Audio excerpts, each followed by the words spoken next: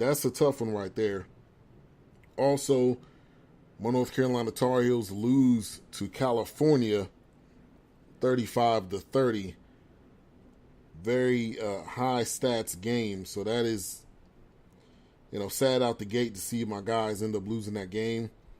Honestly, though, I predicted it just because this team is lost so many starters from last year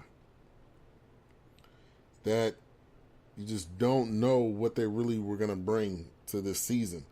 Losing so many starters makes it tough. So that was a tough loss to see happen. But I'm going to still support my guys. It's a long season. It's not over with.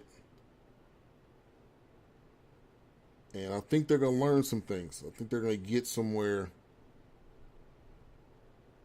this season. It's going to be hard, though, to get past the ACC for sure. That's a tough team to get past. Tough teams, I should say. Clemson absolutely blows out. I believe they played, who was that they played? Kent State. And they completely blew them out. I believe it was 50 or 56 to something. So that's horrible to see. You lose that big out the gate, but I'm not really that surprised on that. All right, so let's talk some NBA. We got the Kyrie, Isaiah Thomas trade completed. The Cavs end up also receiving a second rounder. I believe it was like a 2020 second rounder, which is, who knows what that's going to be. I mean, it's a second round pick nearly 3 years from now. And second round picks, the majority of the time, do not stand out. So, honestly, I've been saying it all along. I still think the Celtics won this trade. I know there was so much given up to get him, but Isaiah Thomas is a shorter player. There's a strong possibility he could get injured, and I think that makes a huge difference there.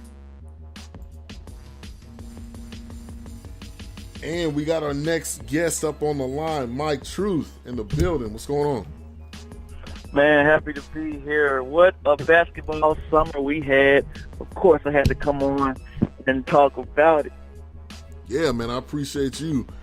Man, I was just talking about this Kyrie trade. We still haven't heard anything from the Melo saga. But what was your thoughts on this Kyrie IT trade? Were you caught off guard at all?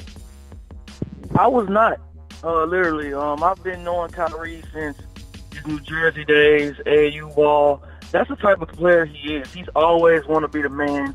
People that don't know, he played on a high-powered St. Patrick's team in high school with Michael Kidd-Gilchrist, Dakari Johnson, and the list goes on and on. But he's always want to stand out. Even have a story, his McDonald's All-American game, he had Harrison Barnes on his team, Brandon Knight. All these guys was like ranked over him. But you can always tell Kyrie always wanted to be the man, want the ball at the end. And so I saw this coming. People in Cleveland really saw this coming a long time ago. I think it's selfish, man. You're already playing on national TV every single game. You're in the finals. You have your own shoe with Nike. You have the whole Uncle Drew thing. I mean, come on, man. What else do you want? I've seen other NBA players come out and say that. Damian Lillard had something to say about it. I think it's kind of selfish, and I think he's gonna see, man. It's hard without playing with the best player in the world. So I can't wait for the season to start. Yeah, and that's the first game out of the gate. The first game out of the gate is that game. So, man, that's gonna be fun to see. I wasn't surprised that he got traded, but I was surprised he got traded to Boston. To Boston. But, I mean, Absolutely. like, that's your in-conference rival, and I didn't see that coming. I thought maybe Milwaukee, they put a package together with Brogdon and Chris Middleton. I mean, so there was so many other packages out there. I was surprised that one was the one that they chose, but they got a lot. The Cavs got a lot for him, but I still think the Celtics won this trade. I don't know. What's your thoughts? Am I crazy with that? Definitely, man. Definitely the Celtics got the best of the trade.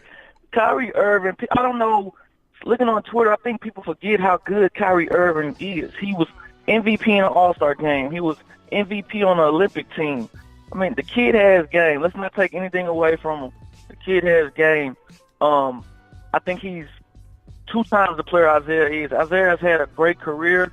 I love to see a guy last year in the draft. People always say he's too little. He's come a long way, second team All NBA. But compared to Kyrie Irving, he's not close at all. And like you said, they had packages with Phoenix. They could have got Josh Jackson and a deal with Phoenix done. But with Eric Bledsoe, that didn't get done. I could not believe the Boston Celtics trade. This is the one team in the East that can beat you. Let's not be mistaken. This team can beat you. I think Danny Ainge he was ready. Everyone was taking shots at him, saying, he's not doing enough. And he said, this is my opportunity. I think they just went away from the defensive-minded team that they were last year with Crowder and Avery Bradley. And now they have, I wouldn't say 2 high-powered offensive players, because I still don't think Gordon Hayward is that type of player. I think he's a good role player, but I don't think he's that type of big-time prospect, big-time player that can take a team to the promised land. I don't think that's him. So I think Kyrie is a big-time offensive talent, and Gordon Hayward is an okay offensive talent.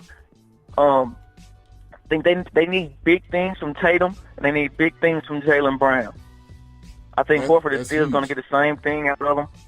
But yeah, that's huge. Like I said, that's huge for them to go to where they want to be. But I think they took a step back. Honestly, I love Kyrie, but I still think that chemistry is not going to be the same as last year's team. Yeah, and I think to put so much pressure on Jason Tatum, that's the other thing that I failed to really think about. The kid's a rookie. The kid's 19. What is he, 19, 20 years old? It's 19. It's gonna be a little bit of a struggle in his rookie year, but I think Gordon Hayward's gonna be a solid player for them. Is he an all-star? Is he a top player? People are saying that he is. I don't know, and only time will tell. But to me, the Cavs, what they got, I still don't think is enough for them to get out of the East.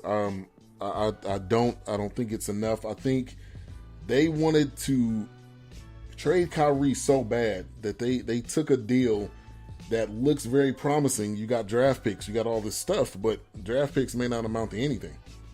Exactly, man, exactly. And it seems like, to me, the ownership and the managers, like, they're doing what the Bulls did with Pippen and Jordan. They're like, man, it's over with. We're not going to try to save it. Let's just try to get better for the future. No, it's not over with. Kyrie Irving was not a free agent. I don't care if he whined and moaned and everything. He's a grown man. I would not have traded him no matter what and let it play out. If you get to the finals, anything can happen in the finals. If you win, you think he's still going to ask for a trade, and you might can have LeBron back. I mean, so I definitely would have traded him. It's like, let's get rid of the GM. Now Shumpert wants to get traded. I mean, it's crazy, man. I just think Cleveland now has just gave up on next season. LeBron is still LeBron. He might can get them back to that point, but I have no idea. I just think they gave it all away for one season, and after this season, it's going to be over. Yeah.